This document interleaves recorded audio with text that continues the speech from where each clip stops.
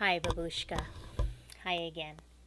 I had to go out and run an errand, and I've been frying some bacon, so the whole kitchen and the living room smell delicious. Yeah, I eat bacon. I have some friends who don't, for religious reasons, or they just don't like to eat meat, or they don't like to eat pork, and that's fine. And they're fine with me. Their whatever their beliefs or traditions, this and that, those are their totems. And I respect that. And they respect me for mine. It's okay. But yeah, I do like bacon. I love bacon and eggs. Nothing like it. But I wanted to come back to you to talk about these forest fires. A lot of them say, these scientists and what have you, and layers of the meritocracy all over the news, they say it has to do with climate change. And, well, okay, fine, fine. Throughout world history, there have been little levels of climate change, things that happen that affect the whole world. And it's all connected. Just the same way we are connected, okay? So, let's see, where do I begin with this one? It also includes the hurricanes and other disasters. You call them natural disasters, but they are also considered man-made disasters too. Why is that? It's how society deals with these disasters. And I don't think the society that we live in today, or even in the near past, has dealt with it where it really helps out the common people. I could talk about the hurricanes. People are still recovering from past hurricanes, going way back, Hurricane Sandy, Hurricane Katrina, Hurricane Ike. They're still missing bodies. There's no real way for the common people in these natural disasters that are really social disasters. There's no way for the common people, the working class especially, to organize and really take care of each other and have a real say-so without the meritocracy getting involved and being a disruption. And the meritocracy is part of, it's a conglomerate that controls everything else, including the people who control the laws. Very sad thing. But yeah, the Northwest and West wildfires 2 years ago, I sent you photos of the sky and the sun and me with a face mask on because the smoke was so thick it was reaching all the way up here to Washington State and Canada, which means it stretched across Oregon, Idaho, and Utah. That's a big deal.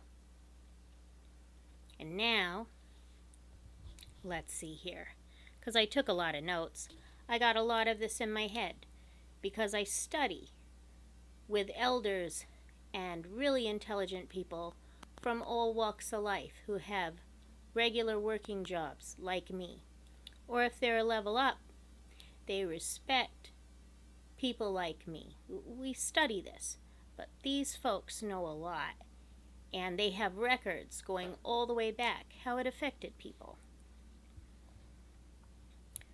So, let's start with a term.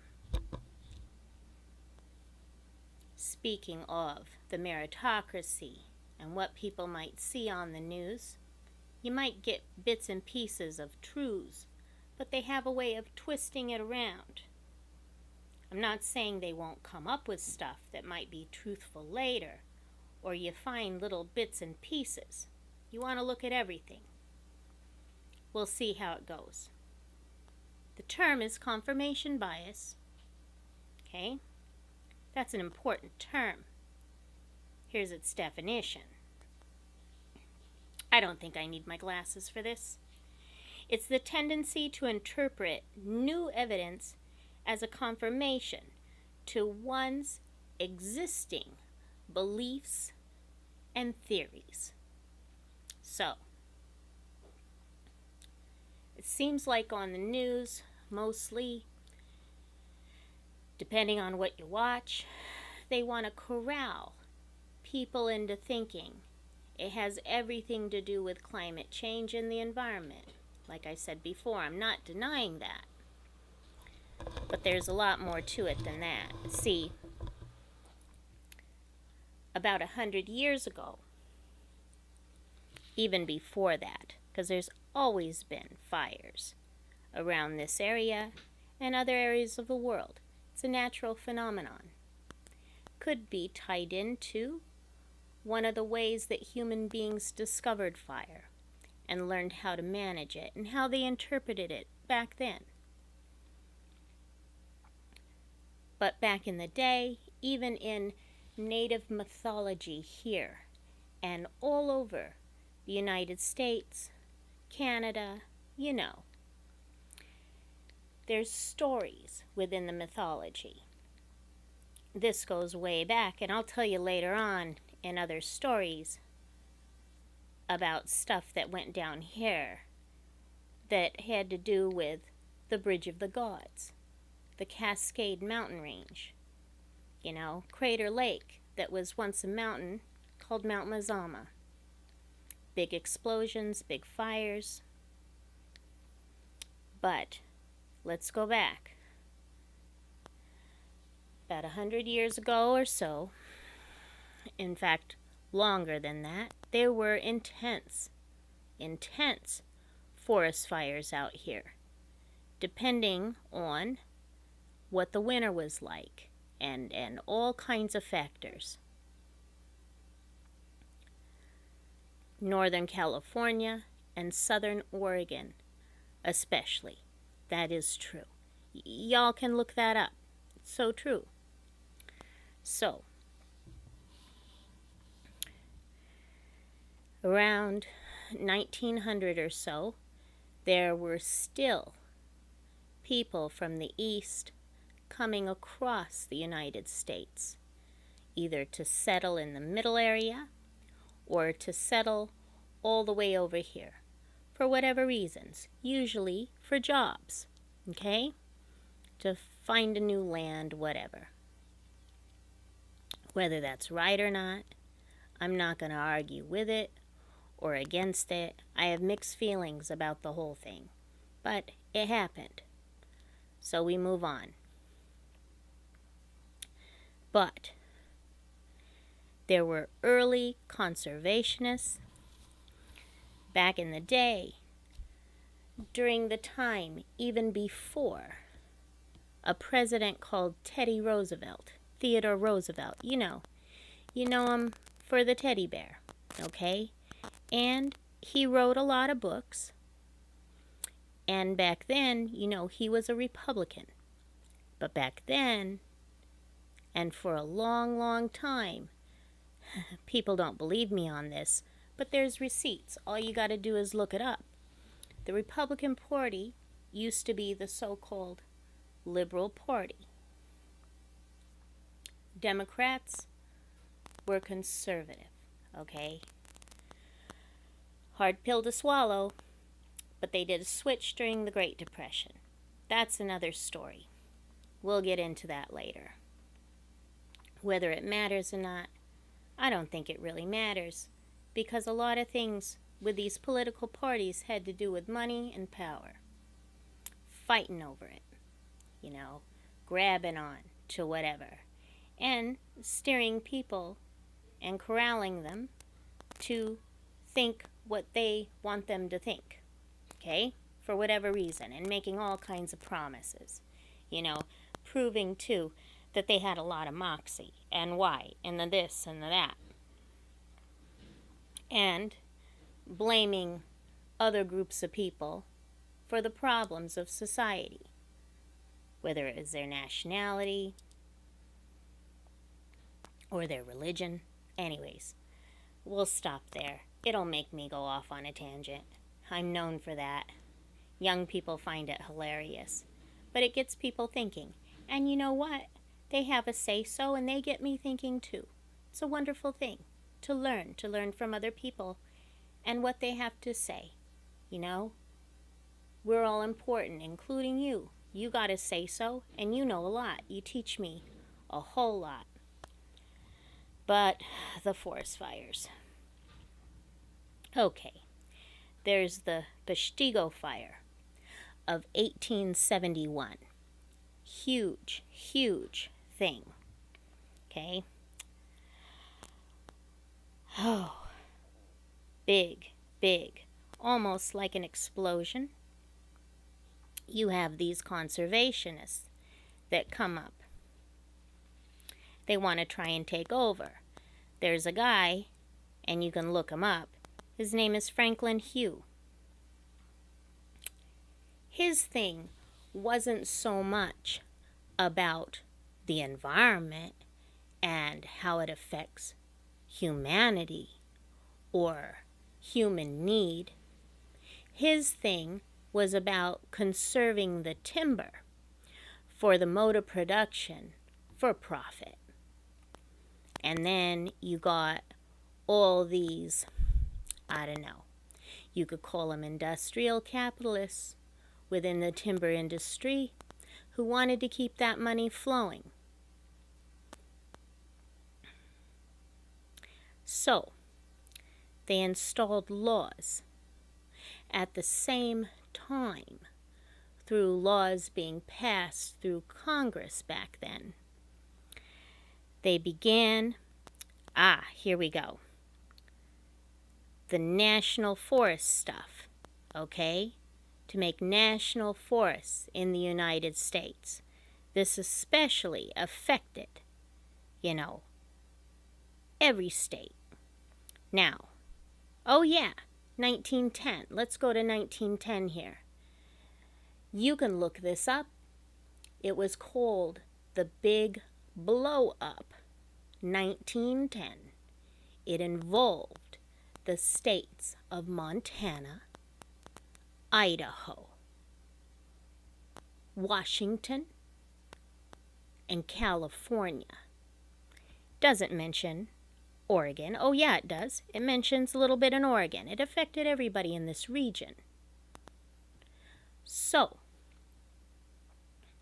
they wanted to bring about a way to put out the fires right away.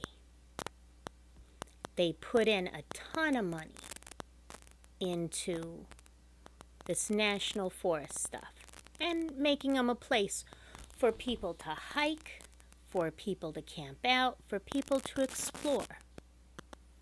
Okay? They wanted to preserve. There's a problem there. Now, I got a neighbor. He's a wonderful guy. He's helped me a little bit with the computer, getting this started, because sometimes I feel like I'm learning how to drive a car.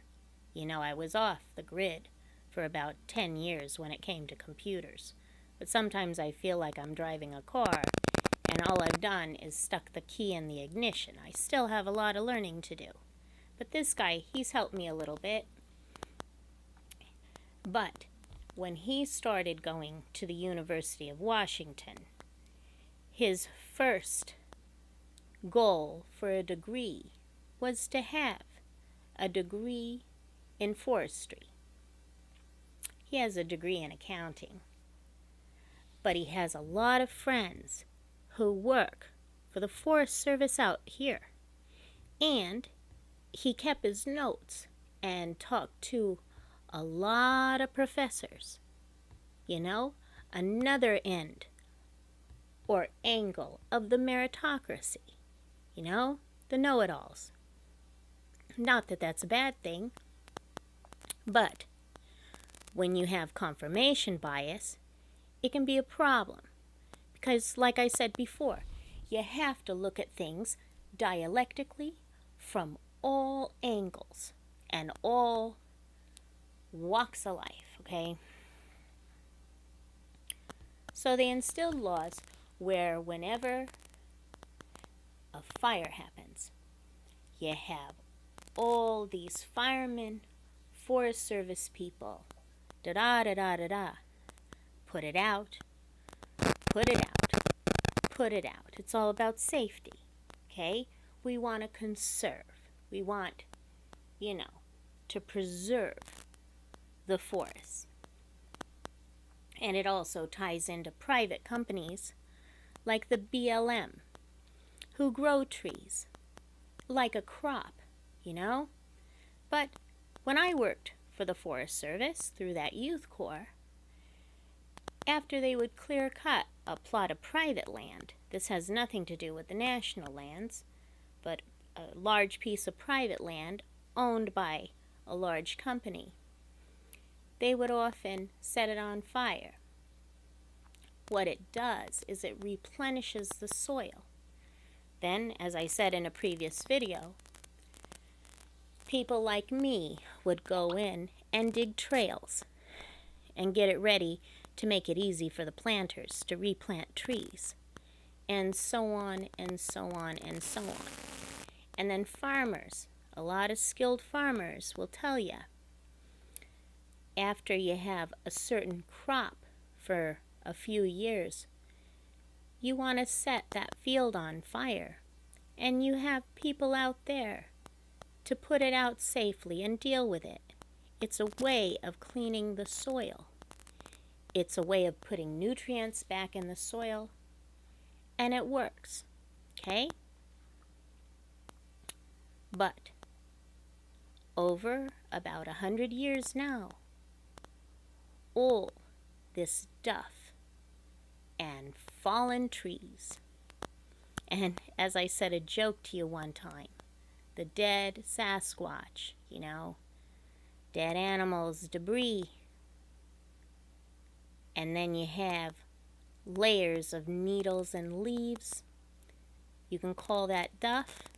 You also have layers of peat.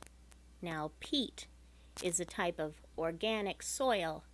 It actually can be used, and it is used, it's considered a fuel. Imagine, over 100 years, and things build up, and build up, and they build up, okay? Whether the fires began by natural causes, by lightning, or someone being foolish, or conniving, or making a mistake. When you have all those layers built up, when they should have been allowed to go naturally, okay, and let nature take its course, or managed in a better way, okay, and maybe had some of the ranchers and the farmers who lived near those areas have a say-so. Why not? I think they should, because they know that area and that land, Of course, you're going to have social disasters and social calamities, and it's really sad. So Tim out there, hey, yeah, you and Babushka. But Babushka, Tim, he's been keeping me up to date with all this stuff, and he sees it down in California. Smoke is thick down there, and yeah, it's thick up here. It's the aftermath. But I'm truly thankful that I'm up here. And my heart, of course, it grieves for down there. I wish in the news, and they're coming up mostly with local news stuff, about farmers and ranchers building trenches. Could have been organized better. Could have been organized with the law, you know, but some people have been able to save their homes and farms by organizing together and building trenches to prevent the fires from spreading too far. Says a lot. And that's all I really got to say about the whole thing. I mean, and who am I to know? I still have a lot to learn. Seems like, because I was studying this stuff a few years back, and I've had to go back and revise and read, and in the meantime, meditate on it and have some hope, you know, and empathy for those people. I looked up a young man on the internet who's been YouTubing his travels, putting it up on YouTube from his car. He's like me. He has only 20 subscribers, but he doesn't care. He's doing this from the goodness of his heart and explaining, you know, and letting you actually see what's going on. To me, that says a lot. He set up a Patreon for gas money. I'm still trying to give him Patreon of a couple of bucks for his gas. Every time I look it up, the Patreon thing, to confirm it, keeps going around and around and around and around. So that tells me that it's active and people are responding. That's a good thing. And I'm going to keep trying. Because you know what? Why not? I don't even know this guy. And you know what? I don't care. You know, it's my choice. And doing good, even a little bit, helps out everybody, right? Because I can. I got a little bit to spare, at least right now in my life. Who knows in the future? So, why not do it now? So, what else is there to say?